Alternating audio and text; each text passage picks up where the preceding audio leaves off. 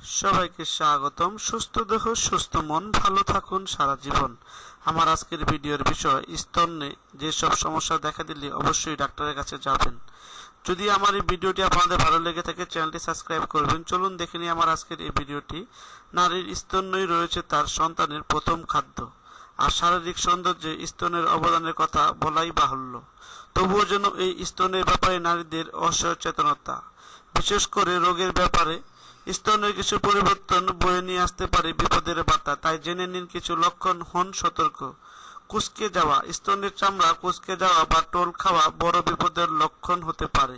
এটি স্তন ক্যান্সারের প্রধান লক্ষণগুলোর মধ্যে একটি অন্যতম, তাই হেলাফেলা না করে চিকিৎসকের শরণাপন্ন হন।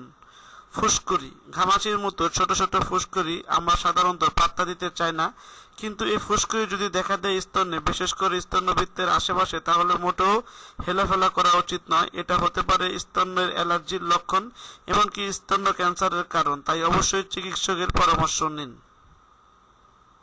চুলকানি, স্তনের বিভিন্ন অংশে চুলকাচ্ছে। প্রথমেই বলে রাখি, স্তনের চামড়া ভীষণ পাতলা, তাই জোরে জোরে চুলকালে ছিলে যেতে পারে, কেটে যেতে পারে, রক্তপাতও হতে পারে।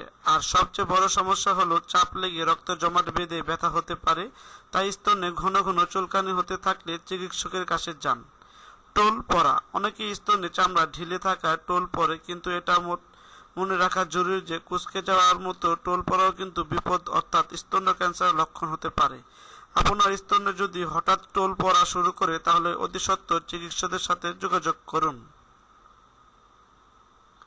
অ্যালার্জি, স্তনে বিভিন্ন কারণে অ্যালার্জি হতে পারে। অনেক সময় অন্তঃবাসের কারণে অ্যালার্জি হয়। অ্যালার্জির কারণ যাই হোক না কেন, চিকিৎসকের পরামর্শ নেওয়া জরুরি, কারণ আপনি যেটাকে সাধারণ অ্যালার্জি ভাবছেন সেটা হতে পারে স্তন ক্যান্সারের লক্ষণ।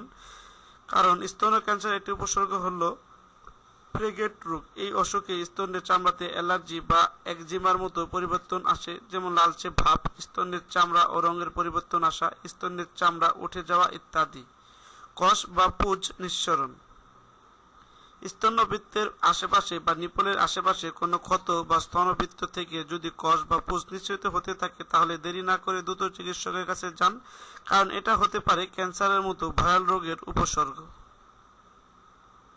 আমার এই ভিডিওটি যদি আপনাদের ভালো লেগে থাকে, যদি মনে হয় ভিডিওটি দেখলে মা বোন কারো উপকার হবে, অবশ্যই ভিডিও লিঙ্কটি শেয়ার করে দিন। কষ্ট করে ভিডিওটি দেখার জন্য জাস্ট ফান চ্যানেলের পক্ষ থেকে আপনাদেরকে আন্তরিক ধন্যবাদ। দেখা হবে পরবর্তীতে কোনো স্বাস্থ্য বিষয়ক ভিডিওতে। সে পর্যন্ত সবাই ভালো থাকবেন, সুস্থ থাকবেন।